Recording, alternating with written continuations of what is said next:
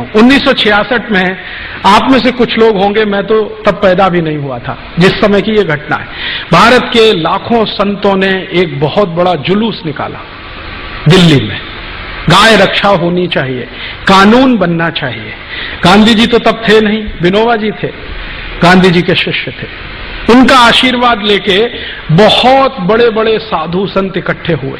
स्वामी करपात्री जी महाराज, जो शंकराचार्य के स्थिति वाले संत हैं, वो उन्होंने लीडरशिप लिया, गो रक्षा होनी ही चाहिए। लाखों साधु संत इकट्ठे हुए और उन्होंने कहा कि हम संसद को घेर लेंगे अगर सरकार गोरक्षा का कानून पारित नहीं करती। सौभाग्य या दुर्भाग्य जो भी कहिए, स्वामी करपात्री जी महाराज के थोड़े दिन पहले के आशीर्वाद से श्रीमती इंदिरा गांधी प्रधानमंत्री बन गई थी।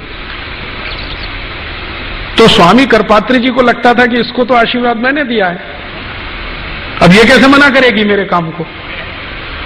स्वामी जी को मालूम नहीं था, चेहरे कुछ होते हैं, मुखौटे कुछ होते हैं।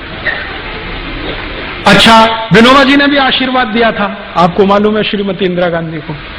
इंदिरा गांधी जब प्रधानमंत्री बनी थी तो उनकी पॉलिटिकल पोजीशन बहुत कमजोर थी।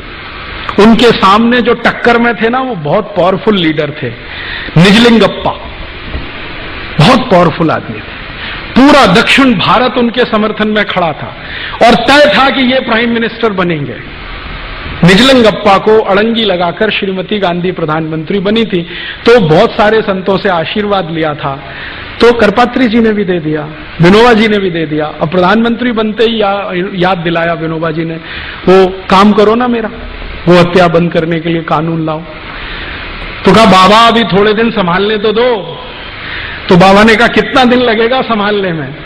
तो दिन बीतते गए और करपात्री जी महाराज का धैर्य चुक गया, तो उन्होंने एक बहुत बड़ा जुलूस निकाल दिया, सरकार को घेरना है, संसद को कॉर्डन कर देना है, कोई अंदर जाएगा नहीं, कोई बाहर आएगा नहीं जब तक गोहत्या बंद नहीं होती।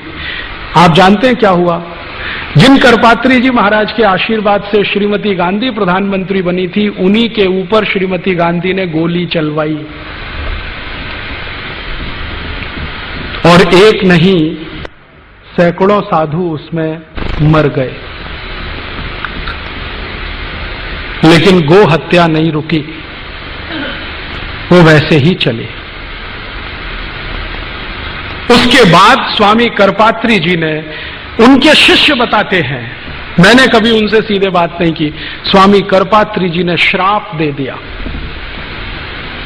और वो ये कहते हैं कि उसी श्राप का दुष्परिणाम है कि जिस तरह से श्रीमती गांधी ने गोलियां चलवाकर मरवाया था गोरक्षा भक्तों को, उसी तरह से श्रीमती गांधी मारी गई।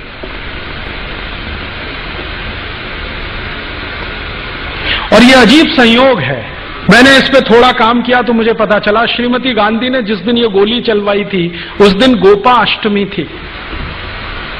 भारत में गाय के पूजन का सबसे महत्वपूर्ण दिन है गोपाष्टमी, दीपावली के कुछ दिन बाद आता है। और श्रीमती गांधी को जिस दिन गोली मारी गई वो दिन भी गोपाष्टमी थी।